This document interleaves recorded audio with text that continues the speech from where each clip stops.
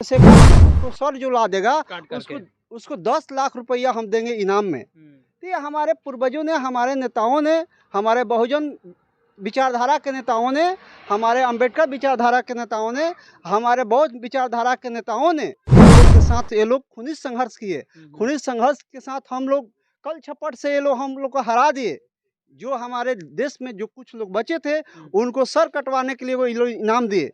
उसी सर एक बौद्धिक को सर काटने के लिए उस जमाना में 5 लाख मोहर दिया जाता था। हम नौजवान होने, बिहार के नौजवान होने के नाते, समाज में एक्टिविटी होने के नाते हम इस अपने मूल इतिहासों को उभार कर अपने बीच में लाकर अपने बात को रखेंगे। अब क्या क्या नाम पड़ेगा आपका? जी, मेरा नाम विनोद कुमार निराला हुआ। मैं भीम आर्मी के स्टेट कमेटी का मेंबर हूँ। और जो 24 तारीख को विजय जो अशोक सम्राट के जी अपने मूल मानवता के को धारण किए थे। क्योंकि अब आप कह सकते थे मूल मानवता क्यों आप कह रहे हैं? मूल मानवता कहने का कारण ये है, तो इसके पहले वो कलिंग युद्ध किए थे जिसमें बहुत सी लोगों को नरसंहार हुआ था। वहाँ के नारियों ने, कलिंग के नारियों ने उनको ललकारा और ललकारने के कारण उन्होंने अपने मानवता को, बौद्ध धर्म के अंतर्गत आए थे। तो 24 अक्टूबर को मानवता को पहचाने, मानवता के अंतर उसी 24 अक्टूबर को हम लोग याद करेंगे। बक्सर जिला के कणसर के धरती पे यहाँ पर इस कार्यक्रम को हम लोग सफल बनाने के लिए ऐसे धम्म दीक्षा 24,000 लोग लेंगे। लेकिन हम लोग की तैयारी है, पूरे शाहाबाद रेंज में लाखों लोग उस दिन उपस्थित रहेंगे और पूरे बिहार इतना बड़ा मेला लगेगा। और मेला के साथ साथ बौद्धिक कार्यक्रम चलेंगे, रात को सांस्कृतिक कार्यक्रम भी होगा। ऐसे को उद्घाटन करने के लिए हमारे बिहार सरकार के शिक्षा मंत्री माननीय चंद्रशेखर सिंह यादव जी आ रहे हैं। और इसके पहले पूर्व विधानसभा के अध्यक्ष रहे माननीय उदय नारायण चौधरी जी आ रहे हैं। और अभी वर्तमान में भूमि सुधार मंत्री आलोक मेहता जी आ रहे हैं। इन लोग राजनीति के साथ साथ अपने बौद्धिकता को भी अपने राजनीतिक जीवन में अपनाए हैं। क्योंकि आज से 2 या 3 महीना पहले चंद्रशेखर रावण के बयान पर पूरे मनवादियों ने बिहार में चुस्की लिया था। और बिहार में तरह तरह के मतलब इनको एक मठ का साधु ने बोला था, सर अगर चंद्रशेखर को सर जो ला देगा उसको 10 लाख रुपया हम देंगे इनाम में। तो ये हमारे पूर्वजों ने, हमारे नेताओं ने, हमारे बहुजन विचारधारा के नेताओं ने, हमारे अंबेडकर विचारधारा के नेताओं ने, हमारे बौद्ध विचारधारा के नेताओं ने अपने मूल इतिहास को पहचान कर अपने लोग में मैसेज देना शुरू किए हैं। क्योंकि ब्राह्मणवाद व्यवस्था जब भारत में लागू हुआ, इसके पहले हमारे बौद्धों को उस समय जब हमारे देश में ब्राह्मणवादी व्यवस्था, ब्राह्मण लोग आए, विदेशी लोग आए तो यहाँ पर बसने के लिए आए।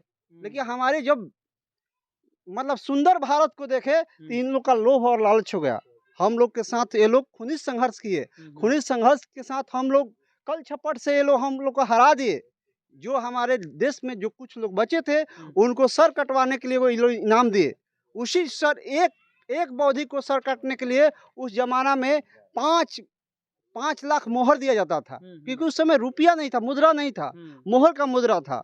5 लाख मोहर देकर हमारे पूर्वजों को सर कटवाते थे और उस सर को नदी में काट कर फेंका जाता था, जिस नदी का आज नाम है सरजू। ये हमारे इतिहास को ये दोहराते हैं। लेकिन हमारे बहुजन नेताओं ने इस इतिहास को अपने याद करके हम सबको बीच में रखे हैं। हम नौजवान होने, बिहार के नौजवान होने के नाते, समाज में एक्टिविटी होने के नाते हम इस अपने मूल इतिहासों को उभार कर अपने बीच में लाकर अपने बात को रखेंगे। तो नहीं, हिंदू कोई शब्द नहीं है। हिंदू मतलब गुलाम होता है, हिंदू मतलब नीच होता है, हिंदू मतलब गिरना होता है। ये लैटिन भाषा है, ये हमारा कोई मूल भाषा नहीं है। आपका जो अधिकार है, आपका जो मूल भावना है बौद्ध है, बौद्ध को अपनाना पड़ेगा। क्योंकि बौद्ध का पहचान भारत से है।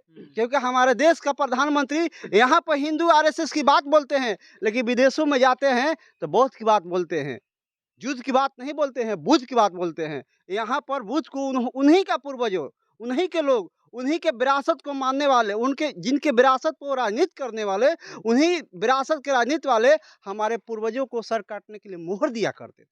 चलिए सर, क्या परिचय हुआ आपका? मेरा नाम राम बच्चन बौद्ध।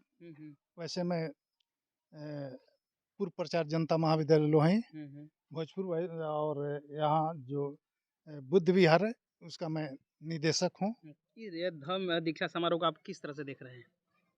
ये जो धम्म दीक्षा समारोह है बहुत ही उत्तम कोटि का है और यह जो है महान सम्राट अशोक जिस दिन ये अपनी तलवार को रह करके और भगवान बुद्ध के शरण में शरणागत हुए, यानी धम्म दीक्षा प्राप्त किए, उस समय से ये धम्म विजयादशमी लोग मनाते आ रहे हैं। लेकिन बीच में इसको थोड़ा विलोप कर दिया गया था, लेकिन अब धीरे धीरे लोगों में जागृति पैदा होने लगी है, लोग जानने लगे हैं। और हम लोग, हमारा काम है कि पहले जानो उसके बाद मानो।